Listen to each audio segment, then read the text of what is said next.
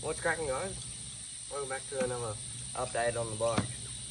So this is I guess this episode will be another Exc 250 update. This is the same bike what you saw on this channel if you have kept up to date with videos. This is the bike what I rebuilt a fair few months ago. She's seen a lot of action now, I mean a lot. That's why I got it, so it can be a hard enduro bike and me not feel too bad about throwing it around, because dirt bikes are expensive. But anyway, this is a Exc 250 1998, and I've done a shitload to it. So first things first is I rebuilt the motor, put a new barrel on it, which I can't buy them brand new, so I got that one repaired and nickel coated and repaired and welded. So it costs a lot of money, but it's brand new and it feels like it.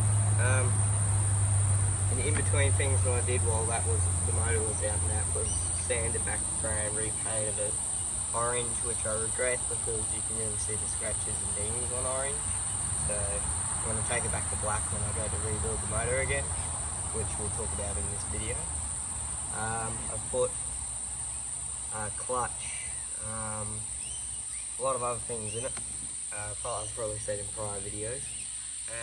At the moment, the newest thing to talk about is I've got the rims powder coated, black. I got the front rim is a new one. It's a new rim because I got a new front end. This is a 2010. I thought it was a 2000 front end, but it's actually a 010 front end, which is better. Anyway, it's Exc front end too. I got it rebuilt, new seals, whatever, bleeder valves right here, and put some fork protector stickers on WP, and new bars, what they already bent, new clutch with new clutch cable with the new clutch. I just recently put a new exhaust silencer on it. This is a 2018 silencer. It fits perfectly as the other one would. A lot better, a lot quieter, and just all round better for what we do. I got this is a second-hand brand new exhaust. I've already put a massive dent in it.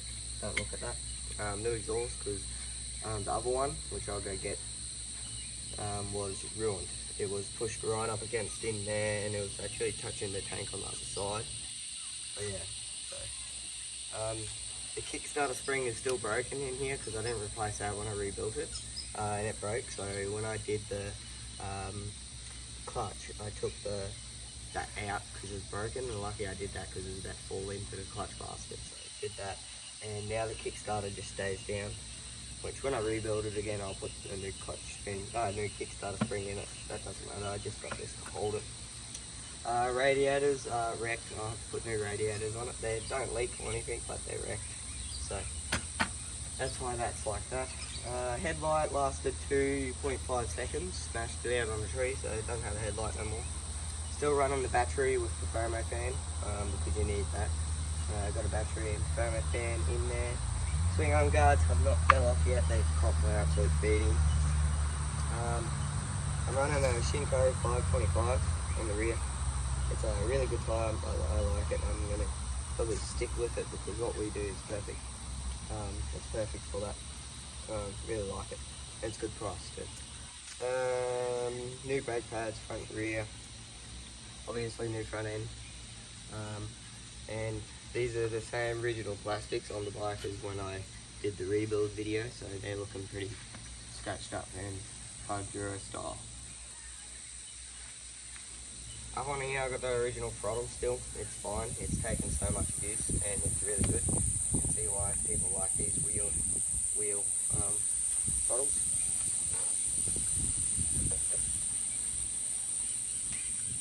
I still got the original shock in the rear because I haven't gotten around to pulling it out and putting Marble 1 in yet because I got a newer Model 1 over there for it.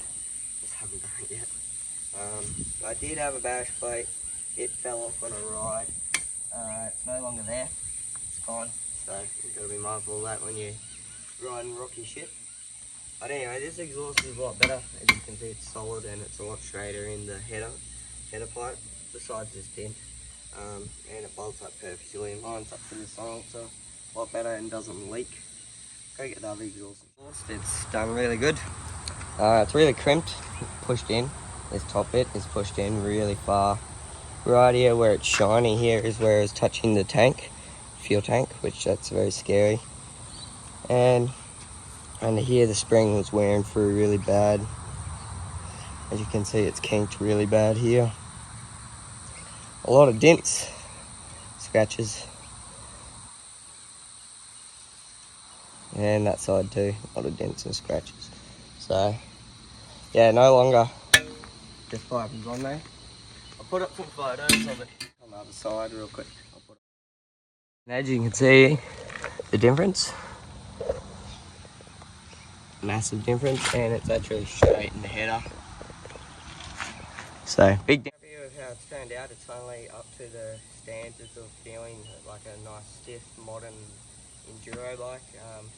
Very powerful. This exhaust too sounds a lot better than that old one because of how much it's leaked and was bent and kinked in all the wrong places. So I'll start it up in a second and give you the full sound of it. It's jetted and all that properly too because I had to go through all that process. So yeah, I'm out 70 hours on it too at the moment. So I've got 70 hours on this bike. So I'll be rebuilding it at 85 hours. So stay tuned.